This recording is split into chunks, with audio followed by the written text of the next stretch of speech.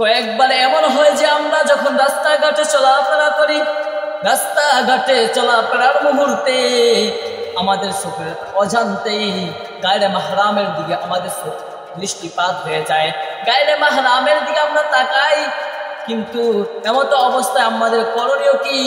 এ বিষয়ে হযরত আলী রাদিয়াল্লাহু তাআলা আনহু বিশ্বনবী রাহমাতাল লিল আলামিনকে জিজ্ঞাসা করলো, ইয়া রাসূলুল্লাহ, আমরা যখন রাস্তাঘাটে চলাফেরা করি এমত অবস্থায় আমাদের চোখ যখন নারীর দিকে চলে যায়, গায়রে মাহরামের দিকে চলে যায়, এমন অবস্থায় আমাদের করণীয় কি? তখন রাসূল সাল্লাল্লাহু আলাইহি সাল্লাম বলেন, ইয়া আলী লা তাতবি'ন নাজরাতান নাজরাতা ফাইন্না লাকাল উলা ওয়া লাইসাত লাকাল আখিরা। হে আলী, একবার দৃষ্টিপাত হয়ে গেলে দ্বিতীয়বার আর দৃষ্টি দিও না। প্রথমবার দৃষ্টি মাফ করা হবে, দ্বিতীয়বার দৃষ্টি গুনাহ লেখা হবে।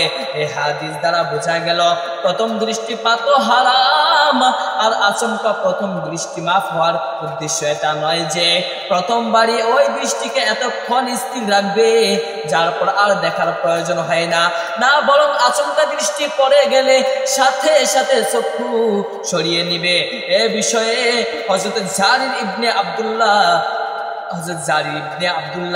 বাজালি রাদিয়াল্লাহু তাআলা আনহু বলেন, আমি নবীজিকে জিজ্ঞাসা করলাম, ইয়া রাসূলুল্লাহ, অনিচ্ছাকৃতভাবে দৃষ্টি পড়ে গেলে তার বিধান কি? রাসূল সাল্লাল্লাহু আলাইহি সাল্লাম বললেন, ইসরিব বাসরাকা, ততক্ষণ তোমার দৃষ্টি ফিরিয়ে নাও।